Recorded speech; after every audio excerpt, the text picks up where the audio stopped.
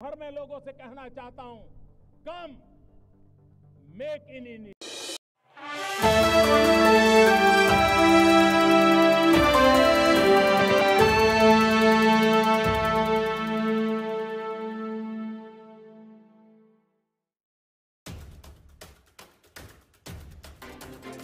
अयोध्या में आखिर रामलला विराजमान हो गए। पूरे विधि विधान के साथ भगवान के बाल रूप की प्राण प्रतिष्ठा हुई है और इसी बीच रामलला की मूर्ति के बेहद खास तस्वीरें सामने आई हैं।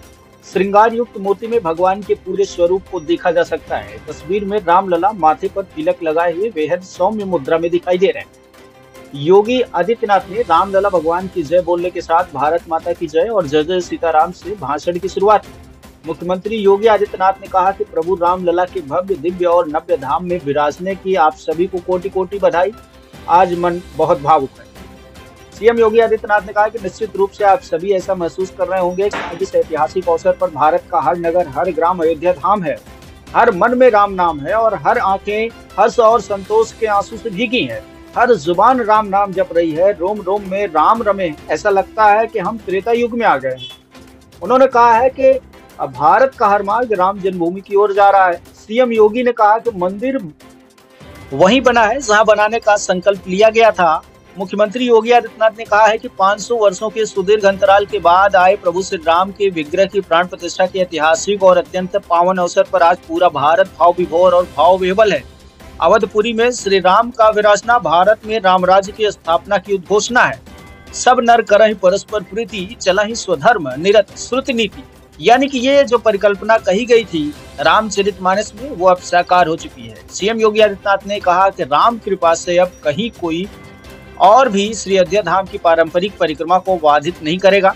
यहाँ की गलियों में गोलियां नहीं चलेंगी। सरयू की जो धाराएं हैं रक्त रंजित नहीं होंगी। अयोध्या धाम में कर्फ्यू का कहर नहीं होगा। यहाँ उत्सव होगा। राम नाम का संकीर्तन गुंजायमान होगा। योगी आदित्यनाथ ने कहा कि अयोध्या में त्रेता युग उतर आया है। प्रभु श्री राम की कृपा से अयोध्या की गलियों में अब गोलियां नहीं गूंजेंगी, कर्फ्यू नहीं लगेगा। यहाँ दीपोत्सव हुआ करेंगे। जय जय श्री राम की बोली से अपना भाषण खत्म किया। मुख्यमंत्री आदित्यनाथ ने वहां पर यह कहा है कि हर मन में राम है। हर आंखें हर्ष और संतोष के आंसू से भीगी हैं। हर जीवा पर राम नाम जप है। रोम रोम में राम रचे हैं। पूरा राष्ट्र राम में है। ऐसा लगता है कि हम त्रेता युग में है। और इस दौरान जो पूरी दुनिया इसका गवाह बनी है वो एक अलग कथा है।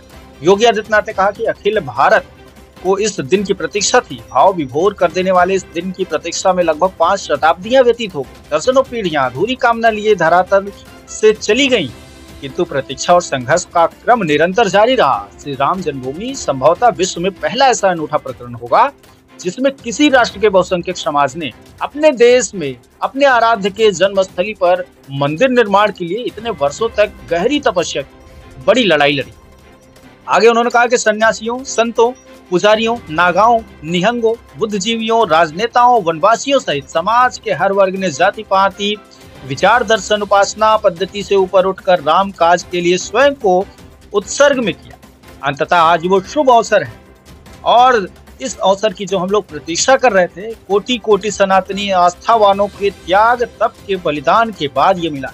आज संतोष इस बात का भी है कि मंदिर उसी जगह बना जहां पर संकल्प लिया गया था। आपको बता दें कि गर्भगृह में वैदिक विधि विधान से रामलला के बाल विग्रह के प्राण प्रतिष्ठा के सभी लोग साक्षी बने। माननीय प्रधानमंत्री नरेंद्र मोदी के साथ पूरे देश के विभिन्न हिस्सों के वीवीआईपी का वहां पर तांता लगा था। सभी लोग इसके गवाह बने थे। बिल्कुल वैसा ही प्रभु का स्वरूप देखने को मिला जैसा तुलसीदास जी ने वर्णन किया। धन्य है वो शिल्पी जिसने उनके मन में बसे राम की छवि को मूर्त रूप प्रदान किया। ऐसे में मूर्तिकार को भी वहां पर बहुत बधाइयां दी गई। ये कहा गया कि किस तरह से उन्होंने इतनी तन्मयता से इस मूर्ति को गढ़ा है, जिसके बाद को देखने पर जिस मूर्ति को देखने पर ऐसा लगता है कि साक्षात परमात्मा इसमें विराजमान हो चुके हैं। यूपी सीएम ने कहा कि श्री राम जन्मभूमि मुक्ति महायज्ञ न केवल सनातन आस्था और विश्वास की परीक्षा का काल रहा, बल्कि संपूर्ण भारत में एकात्मता के सूत्र में बांधने के लिए राष्ट्र की सामूहिक चेतना जागरण के ध्येय में भी सफल सिद्ध हुआ। उत्तर प्रदेश के मुख्यमंत्री योगी आदित्यनाथ ने कहा है कि हम धन्य हैं कि जो हमारी पीढ़ी इस राम काज के साक्षी बने हैं और उनसे भी बड़े भाग्यशाली वे सर्वस्व लोग हैं जिन्होंने इसमें अपना सब कुछ न्यौछावर किया है। और अभी करते चले जा रहे हैं। जिस अयोध्या को अवनी की अमरावती और धरती का बैकुंठ कहा गया, वो सदियों तक अभिशप्त रही, उपेक्षित रही, सुनियोजित तिरस्कार झेलती रही। अपनी ही भूमि पर सनातन आस्था पद दलित होती रही, चोटिल होती रही, किंतु राम का जीवन हमें संयम का शिक्षा देता है और भारतीय समाज ने संयम बनाए रखा। लेकिन हर एक नए दिन के साथ हमारा संकल्प और दृढ़ होता गया और आज देखिए पूरी दुनिया अयोध्या जी के वैभव को निहार रही है। हर कोई अयोध्या आने को आता है।